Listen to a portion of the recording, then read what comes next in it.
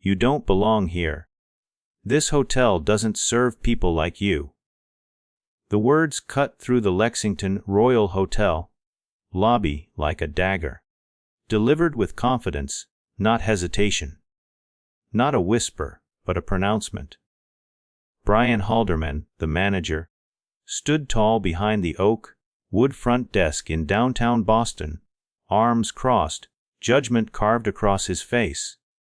Beside him, two clerks, Rebecca Sloan, 30, something with a plastic smile, and Daniel Tran, arms folded, suspicion flickering in his eyes. Naomi Brooks walked in alone.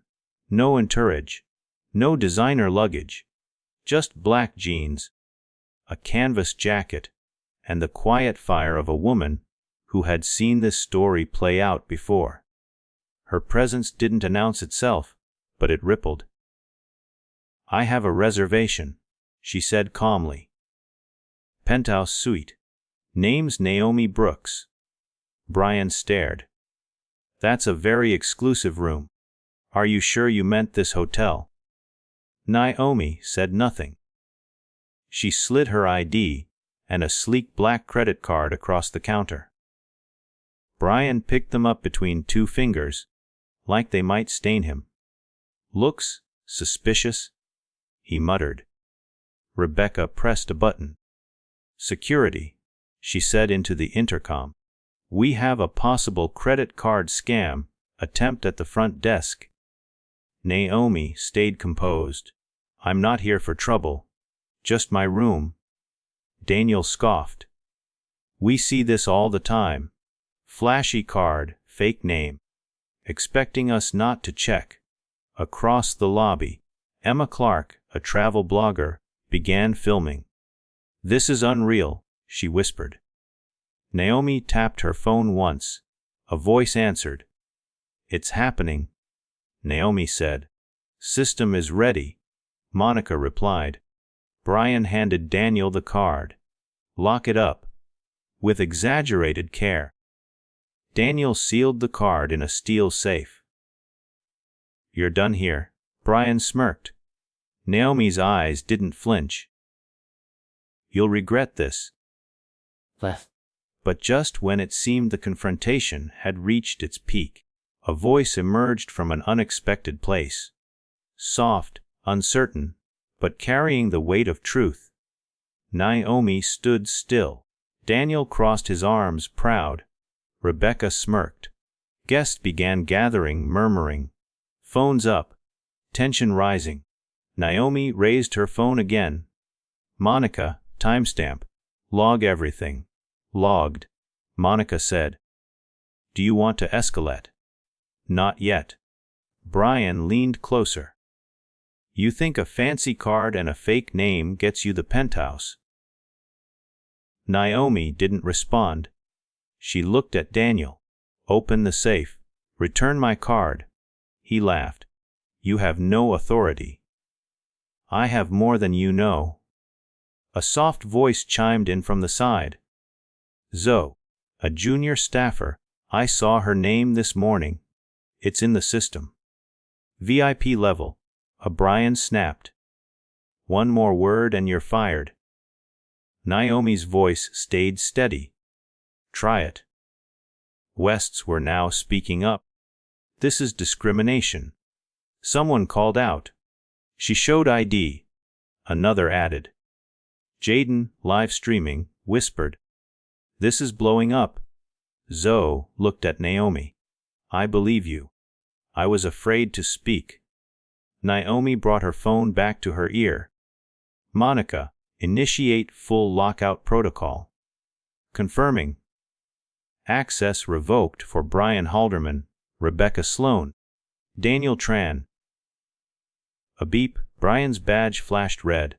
Another, Rebecca's, then Daniel's. They froze. Naomi stepped forward. "My name is Naomi Brooks. I am the founder and CEO of Lexington Hospitality Group. You just tried to remove me from my own hotel." The room erupted in gasps. Zoe, voice trembling but clear, confirmed. "She's listed as executive owner in our system." O'Brien stuttered. Why, you can't do this. I already did. The revelation hit like lightning. What had been seen as defiance now became justice. And justice had a name. Fire them, she said into the phone. Terminating now, Monica replied.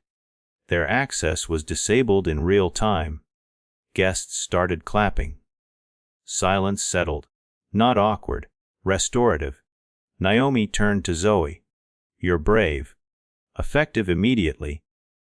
You're promoted to guest services director. Tears welled up in Zoe's eyes. To everyone here. Naomi addressed the guests. I apologize for what you witnessed. This ends today. She called Monica. Suspend all front desk activity. Redirect guests to our partner hotel for the night. Open a direct feedback channel. Yes. Mom. Naomi turned back to the crowd. This isn't about one bad employee. It's about systems. Systems we are now changing. Oh, she looked each guest in the eye. If you've ever felt dismissed, unheard, this moment is for you. A woman stepped forward, whispering, Thank you for not walking away. Oh, Naomi smiled gently. I've walked away too many times. Not anymore. But Naomi knew that change couldn't stop at symbolism. It had to reach deeper. Into culture, into policy, into the very wiring of the institution. 3 weeks later, the footage of Naomi's confrontation had gone viral. The moment may have passed, but its ripple had only begun. What started as a confrontation was now being written into corporate playbooks. Over 28 million views. News anchors debated it. Hotel CEOs took notes. Lexington Hospitality launched a sweeping reform plan. Anonymous complaint channels. External training partners.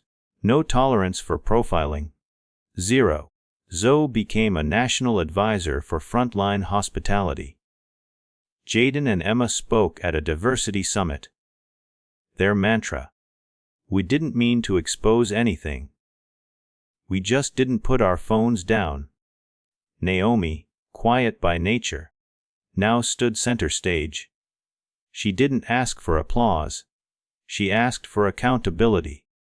Hospitality doesn't begin with a smile. It begins with the respect you assume someone deserves, before they even ask for it. She never intended to start a movement. But sometimes, all it takes is one woman who refuses to leave quietly, to show the whole world how change begins.